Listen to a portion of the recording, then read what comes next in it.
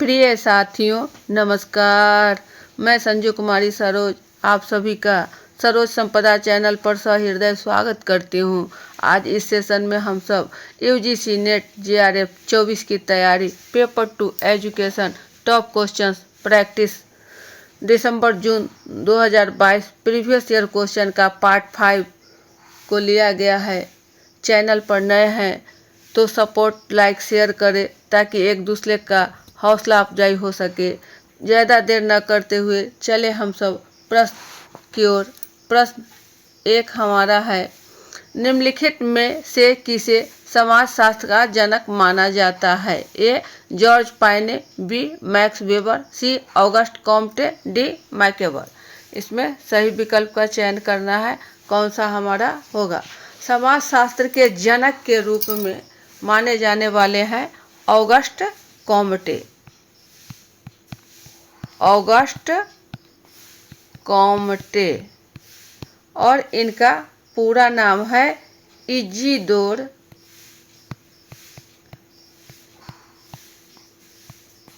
मारी ऑगस्ट फ्रांसेव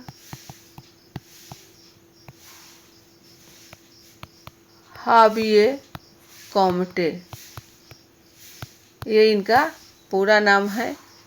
इनका जन्म दक्षिण फ्रांस के मोंटपेलिये नगर में 1798 में हुआ था। समाजशास्त्र में लोगों के समुदायों और समाजों के जीवन का अध्ययन है।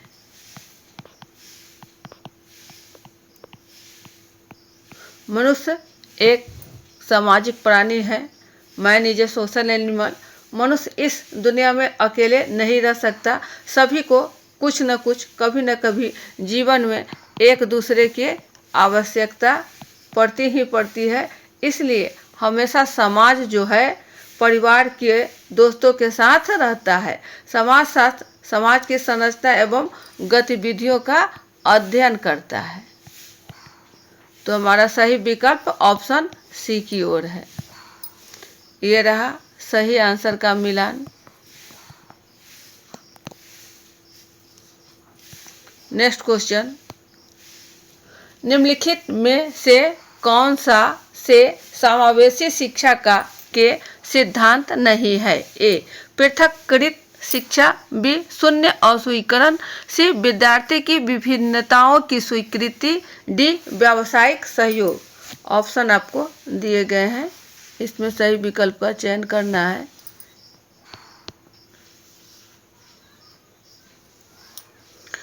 प्रश्न है सिद्धांत नहीं है। प्रश्न पर भी ज़्यादा ध्यान देने की आवश्यकता है क्योंकि परीक्षा में समय का कमी रहती है। इसको ध्यानपूर्वक समझ कर करके समाधान करेंगे। समावेशी शिक्षा का सिद्धांत नहीं है, इसका मतलब है कि कौन कौन से हमारा इसमें है उसे हटा दिया जाए, उसके बाद बाकी जो है वह मिल जाएगा। तो पृथक्कृत शिक्षा कथन ए में है। पृथक्कृत शिक्षा यह जो है पृथक मतलब अलग करना, जो किसी भी समावेशी यानी दिव्यांग बच्चे का दिव्यांग बच्चे के जो शारीरिक अवरुद्धता है, जो शारीरिक कमी है, उसके अलग करने के लिए, पृथक्कृत करने के लिए। तो इस प्रकार के यह जो समावेशी शिक्षा में है वह नहीं है। शून्य अस्वीकरण यह आपको है। विद्यार्थी की विभिन्नताओं की स्वीकृति यह भी है और व्यावसायिक सहयोग भी है। नहीं क्या है?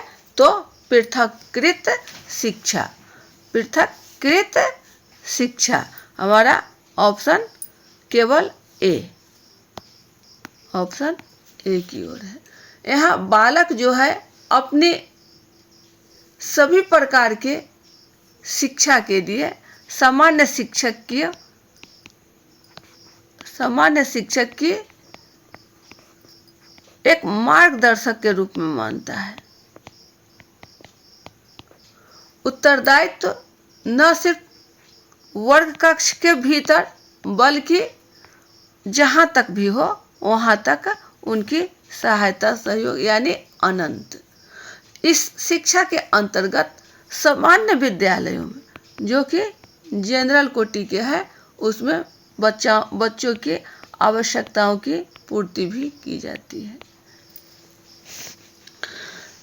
जो दिव्यांग बच्चे होते हैं उनके सामाजिक एवं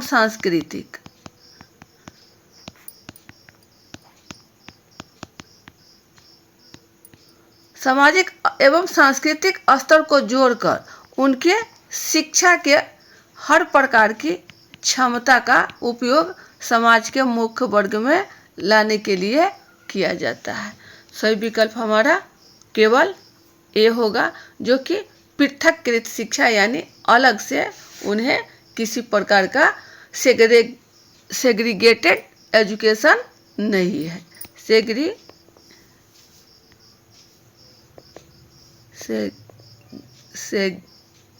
सेग्रीगेटेड एजुकेशन।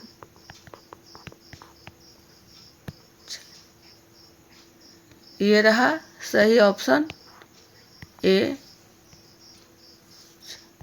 नेक्स्ट क्वेश्चन है, मनोविज्ञान की विषय वस्तु के रूप में मस्तिष्क और चेतनावस्था के विचार को किसने अस्वीकार किया था? A Sadler, B Watson, C James, D उंड।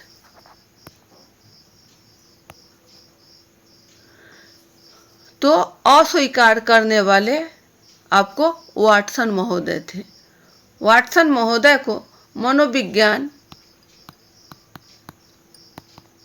Psychology विषय वस्तु के रूप में विषय वस्तु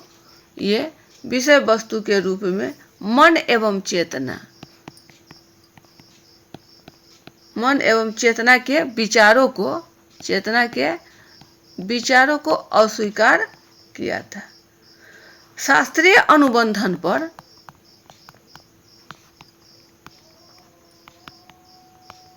पावलोव जैसे वैज्ञानिक इसके प्रभावित थे। पावलोव जो थे इस पर प्रभावित थे। ऑप्शन हमारा बी वाटसन।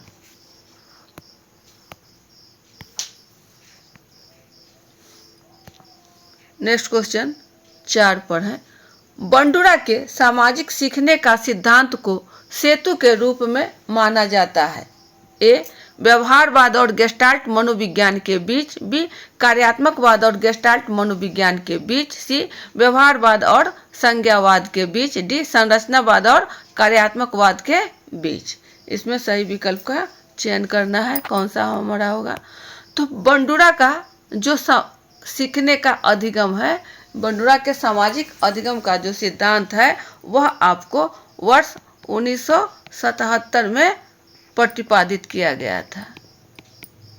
बंडुरा के सिद्धांत को इसमें शास्त्रीय स्फूर्त अनुबंध के व्यवहारवादी अधिगम सिद्धांत के सहमत थे।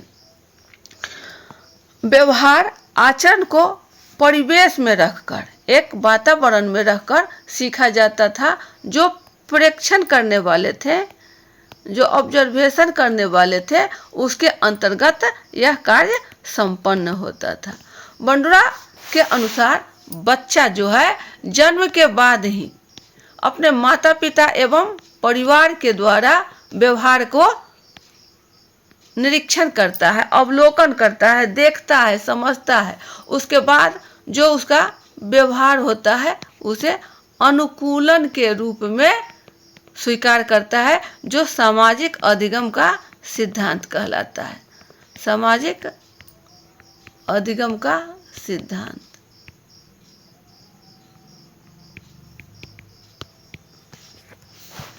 इसमें जो बच्चे होते हैं वो समाज के व्यवहार को देखकर ही व्यवहार को सीखता है, अनुकरण करके या सामाजिक अधिगम के अंतर्गत आता है। संज्ञानात्मक सिद्धांत एवं सीख संबंधित सिद्धांत जो धारणा पर आधारित है। मनुष्य के विचार जो मानव समाज से है, वह सिद्धांत व्यक्ति की नैतिक क्षमता एवं उसके नैतिक प्रदर्शन के बीच अंतर पर जोर देता है। इस प्रकार हमारा सही विकल्प व्यवहारवाद एवं संज्ञानवाद। यहाँ नैतिकता जब भी है तो ये हमारा संज्ञानवाद, कॉग्निटिव और व्यवहारवाद, इन दोनों के बीच का जो है वह सेतु के रूप में माना जाता है। ऑप्शन सी।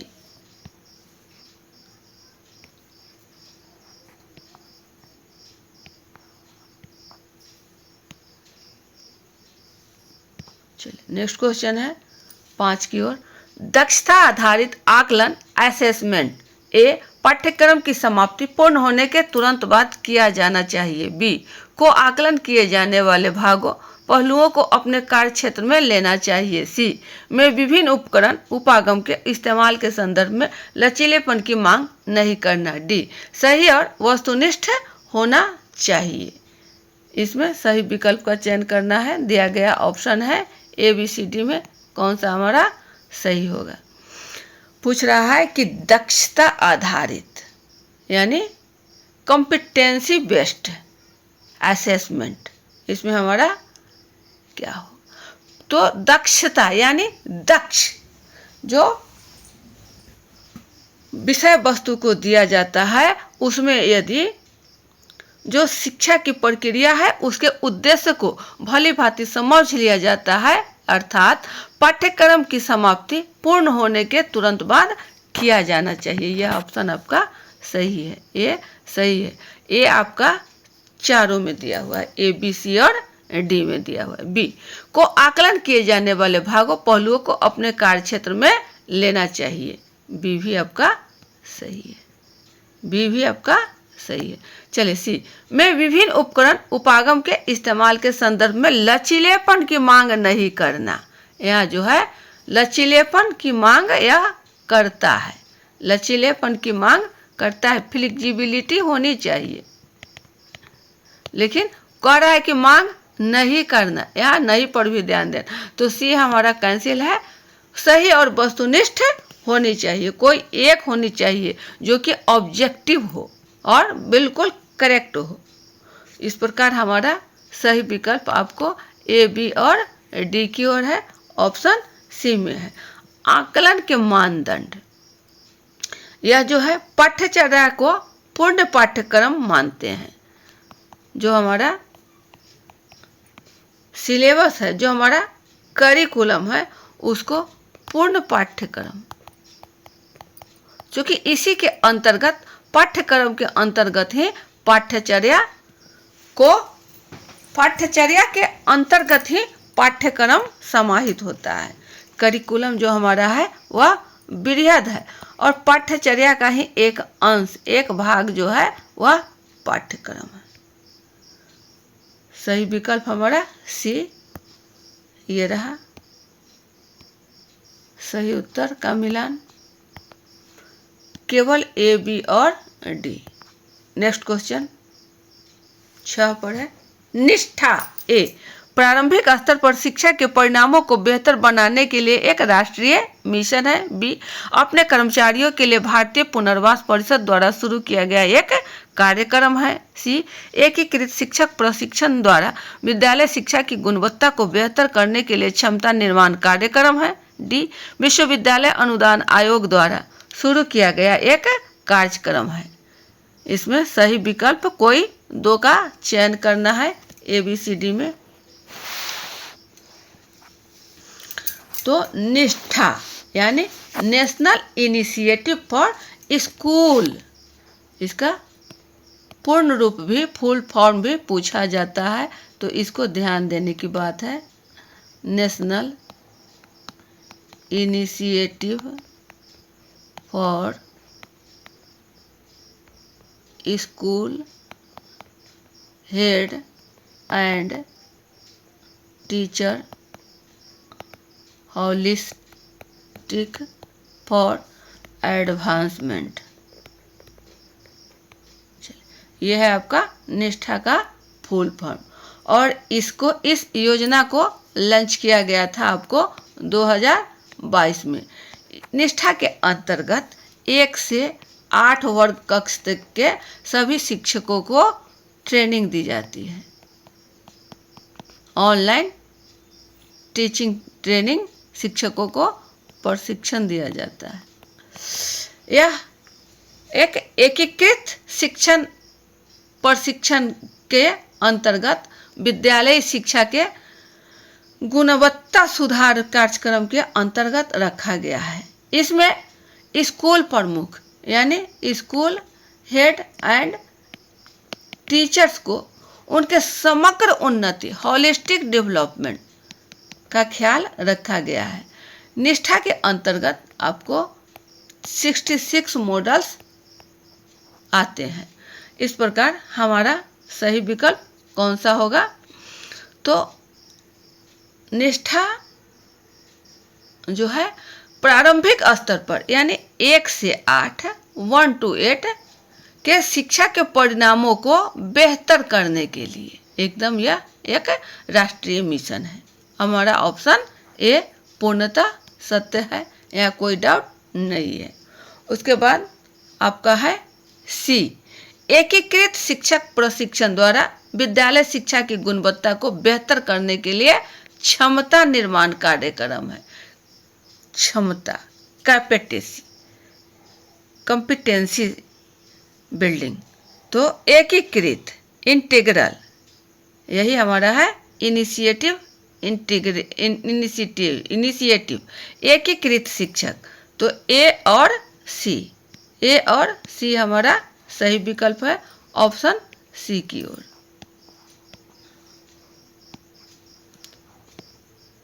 ए और सी। नेक्स्ट क्वेश्चन 7 की ओर है। किसी भी सरकारी सहायता प्राप्त विद्यालय में जाति, मत या वर्ण के आधार पर भेदभाव समाप्त करने के लिए निम्नलिखित में से कौन सा संवैधानिक प्रावधान किया गया है? ए अनुच्छेद 16, अनुच्छेद 29, सी अनुच्छेद 30, डी अनुच्छेद 32। इसमें सही विकल्प का चयन करना है, हमारा कौन सा सही होगा? तो जाति, मत या वर्ण इसको समाप्त करने के लिए जो संवैधानिक अनुच्छेद बनाया गया है वह है आपका अनुच्छेद 29। अनुच्छेद 29। अनुच्छेद 16 के संदर्भ में भी मूल वंश, जाति, धर्म, उद्भव, जन्म स्थान, निवास अथवा इसे किसी भी प्रकार के नागरिक के लिए पद एवं विषय में भेदभाव नहीं किया जाएगा। 19 के लिए भी। 28 हमारा ये राज्य के किसी भी शिक्षा संस्था में कोई धार्मिक कार्यक्रम नहीं दी जाएंगे।